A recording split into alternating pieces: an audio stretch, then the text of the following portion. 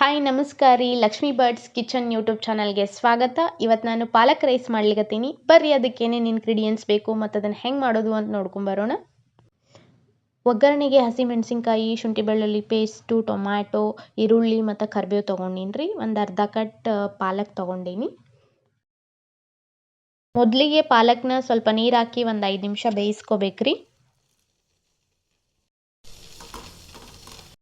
ಈಗ ಚಲೋ ಬೆಂದದ್ರಿ ಪಾಲಕ್. ಬೆಂದಿರೋ ಪಾಲಕ್ನ ಮಿಕ್ಸಿಗೆ ಹಾಕ್ಕೋಬೇಕ್ರಿ.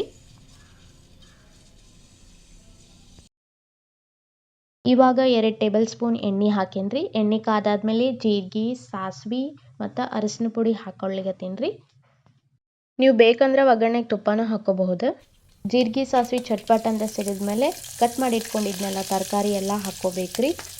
ಇದು ಮಾರ್ನಿಂಗ್ ಬ್ರೇಕ್ಫಾಸ್ಟ್ಗೆ, ಲಂಚ್ಗೆ, ಡಿನ್ನರ್ಗೆ ಅಥವಾ ಮಿಕ್ಕಿ ತಂಗ್ಳನ್ನ ಐತಂದ್ರೆ ಈ ಥರ ಪಾಲಕ್ ರೈಸ್ ಮಾಡಿದ್ರೆ ಭಾಳ ಟೇಸ್ಟ್ ಇರ್ತದೆ ರೀ. ಮತ್ತು ಮನ್ಯಾಗಿನವ್ರಿಗೂ ತಿಂದು ದಿನ ಬೇಜಾರಾಗಿರ್ತದೆ. ಸೊ ರೈಸ್ ಒಳಗೆ ಈ ಥರ ವೆರೈಟಿ ಮಾಡಿಕೊಟ್ರೆ ಅವರು ಖುಷಿಯಿಂದ ತಿಂತಾರೆ ನೋಡ್ರಿ. ಈ ತರಕಾರಿ ಹಸಿ ಹೋಗೋ ತನಕ ಚೆನ್ನಾಗಿ ಫ್ರೈ ಮಾಡ್ಕೋಬೇಕ್ರಿ.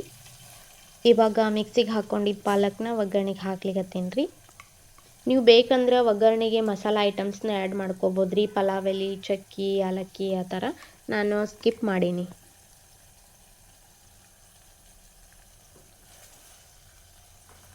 ಈ ಪಾಲಕ್ ಸೊಪ್ಪಿಂದ ಹಸಿ ವಾಸನೆ ಹೋಗೋವರೆಗೂ ಚೆನ್ನಾಗಿ ಫ್ರೈ ಮಾಡಬೇಕ್ರಿ. ಮತ್ತು ಯಾರು ಬ್ಯಾಚುಲರ್ಸ್ ಇದ್ರೆ ಅಥವಾ ಆಫೀಸ್ಗೆ ಹೋಗೋರು ಇದ್ರೆ ಇರೋ ಇಂಗ್ರೀಡಿಯೆಂಟ್ಸ್ನಲ್ಲೇ ಒಂದು 10 ನಿಮಿಷದಲ್ಲೆಲ್ಲ ಮಾಡ್ಕೊಂಬಿಡ್ಬೋದು ರೀ. ತಟ್ ಅಂತ ಆಗಿ ಹೋಗ್ತದೆ ಇದು ಆರೋಗ್ಯಕ್ಕೂ ಬಹಳ ಒಳ್ಳೆಯದು. ಮಕ್ಕಳಿಗೆ ಮತ್ತು ಬಾಣಂತಿಯರಿಗೆ ಮಿಲ್ಕ್ ಪ್ರೊಡಕ್ಷನ್ ಮಾಡ್ಲಿಕ್ಕೆ ಹೆಲ್ಪ್ ಮಾಡ್ತದೆ. ಇದು ದೇಹಕ್ಕೆ ತಂಪು ಕೊಡ್ತದೆ. ಬೇಸಿಗೆ ಒಳಗೆ ಇದೊಂದು ಒಳ್ಳೆ ರೆಸಿಪಿ ಅಂತ ಹೇಳ್ಬಹುದು ರೀ. ನೀವು ಖಂಡಿತ ಈ ರೆಸಿಪಿನ ಮಿಸ್ ಮಾಡಲಾರ್ದ ಟ್ರೈ ಮಾಡಿರಿ. ಪಾಲಕ್ ಅಂದ್ರೆ ಇಷ್ಟ ಇಲ್ಲದಿರೋರು ಕೂಡ ಇಷ್ಟಪಟ್ಟು ತಿಂತಾರೆ. ನೀವು ಇದಕ್ಕೆ ಕೊತ್ತಂಬರಿ ಸೊಪ್ಪು, ಮೆಂತ್ಯ ಸೊಪ್ಪನ್ನು ಆ್ಯಡ್ ಮಾಡ್ಕೋಬೋದು. ಒಳ್ಳೆ ಫ್ಲೇವರ್ ಬರ್ತದೆ. ನೀವು ಈ ಗೊಜ್ಜಿಗೆ ಬೇಕಂದ್ರೆ ಇನ್ನೊಂದು ಸ್ವಲ್ಪ ನೀರು ಆ್ಯಡ್ ಮಾಡ್ಕೋಬಹುದು. 1-2 ನಿಮಿಷ ಚಲೋತ್ನಾಗೆ ಫ್ರೈ ಮಾಡ್ಕೊರಿ.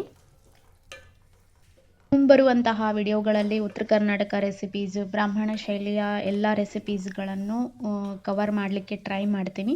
ದಯವಿಟ್ಟು ನೀವು ಇನ್ನೂ ನಮ್ಮ ಚಾನಲ್ಗೆ ಸಬ್ಸ್ಕ್ರೈಬ್ ಆಗಿಲ್ಲ ಅಂದರೆ ಸಬ್ಸ್ಕ್ರೈಬ್ ಮಾಡಿ, ಲೈಕ್ ಮಾಡಿರಿ, ಸಪೋರ್ಟ್ ಮಾಡಿರಿ. ಈಗ ಚಲೋತ್ನಾಗೆ ಫ್ರೈ ಆಗ್ಯದ್ರಿ ಇದು. ಈಗ ರುಚಿಗೆ ತಕ್ಕಷ್ಟು ಉಪ್ಪು ಹಾಕ್ಕೋಬೇಕ್ರಿ.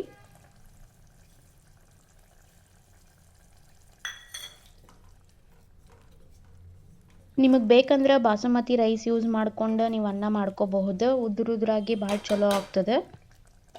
ನೀವು ಈ ವಿಡಿಯೋ ನೋಡಿ ಯಾರಾದರೂ ಈ ರೆಸಿಪಿ ಟ್ರೈ ಮಾಡಿದ್ರೆ ದಯವಿಟ್ಟು ಕಮೆಂಟ್ ಮಾಡಿ ಹೇಳಿ ಫ್ರೆಂಡ್ಸ್.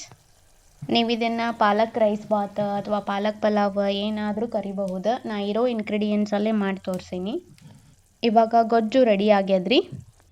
ಮೊದಲು ಅನ್ನ ಮಾಡಿ ಇಟ್ಕೊಂಡಿದ್ನಲ್ರಿ, ಅದಕ್ಕೆ ಈ ಗೊಜ್ಜು ಹಾಕಿ ಮಿಕ್ಸ್ ಮಾಡ್ಕೋತೀನಿ ರೀ. ಈಗ ರೈಸ್ಗೆ ಗೊಜ್ಜು ಹಾಕಿ ಮಿಕ್ಸ್ ಮಾಡ್ಬೇಕಾದ್ರೆ ಸ್ಟವ್ ಮೀಡಿಯಮ್ ಫ್ಲೇಮಲ್ಲಿ ಇಟ್ಕೊಂಡು ಮಿಕ್ಸ್ ಮಾಡಿರಿ.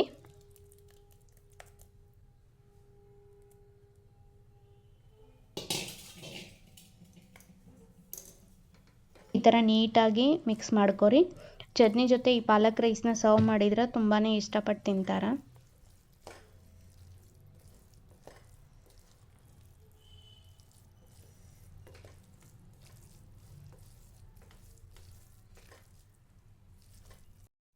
ಗೊಜ್ಜು ಜಾಸ್ತಿ ಆಗಿದ್ರೆ ನೀವು ಇನ್ನೊಂದು ಸ್ವಲ್ಪ ಅನ್ನ ಮಿಕ್ಸ್ ಮಾಡ್ಕೋಬಹುದು ರೀ.